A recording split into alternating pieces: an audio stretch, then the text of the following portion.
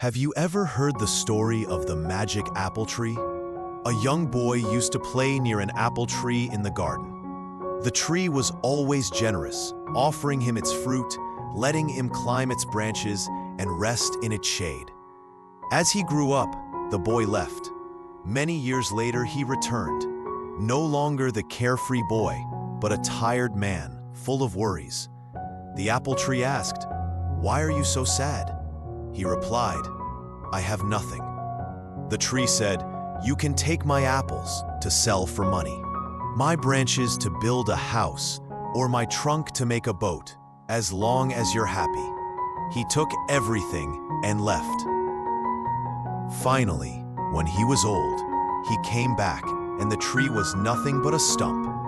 At this point, he no longer wanted to ask for anything, but just bowed his head beside the stump, silently watering it and caring for the barren land around it. He spent his final years there, planting new saplings so that future generations could also have a place of refuge and generosity as he once did.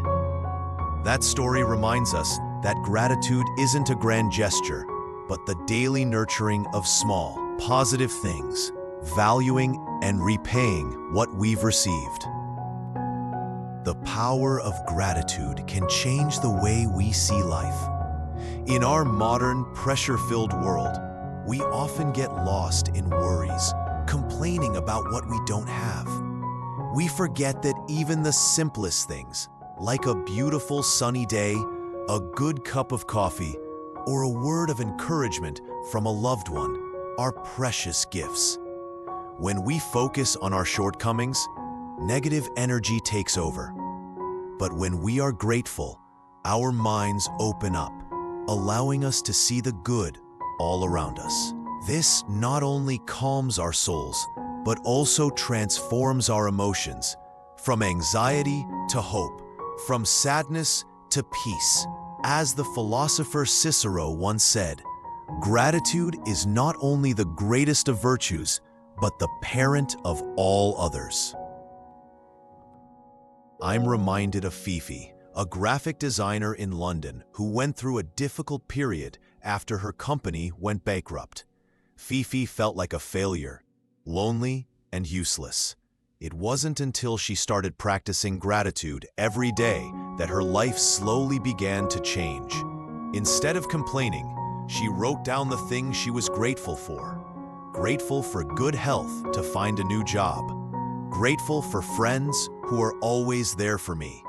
Grateful to watch the sunrise every morning.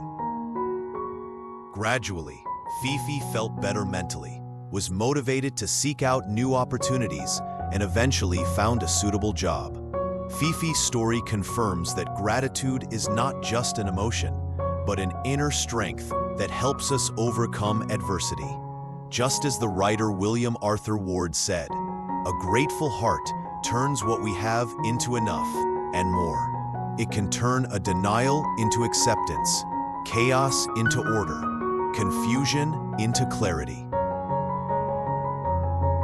If you want to cultivate gratitude and find joy in your life, try these simple practices. Every evening, you can spend 5 minutes writing down 3 to 5 things you're grateful for that day.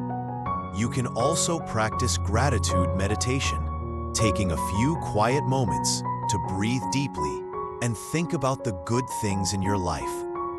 Feel the warmth and peace spreading through your soul. Don't forget to express your gratitude through words and actions. A sincere thank you to those who have helped you will bring joy to both you and the recipient. Finally, spread the joy of gratitude by sharing your happy moments with those around you. There will be days when you feel that everything is terrible and you have nothing to be grateful for. But believe that gratitude is like a muscle. It needs to be exercised every day. The more you practice, the more you will feel the immense power it brings. As psychologist Melody Beattie once wrote, "Gratitude unlocks the fullness of life. It turns what we have into enough and more." It can turn a meal into a feast, a house into a home, a stranger into a friend. Remember, happiness isn't about having everything. It's about learning to appreciate what you have. If you found this video meaningful, please like, share, and subscribe to the channel so we can continue to spread this positive energy together.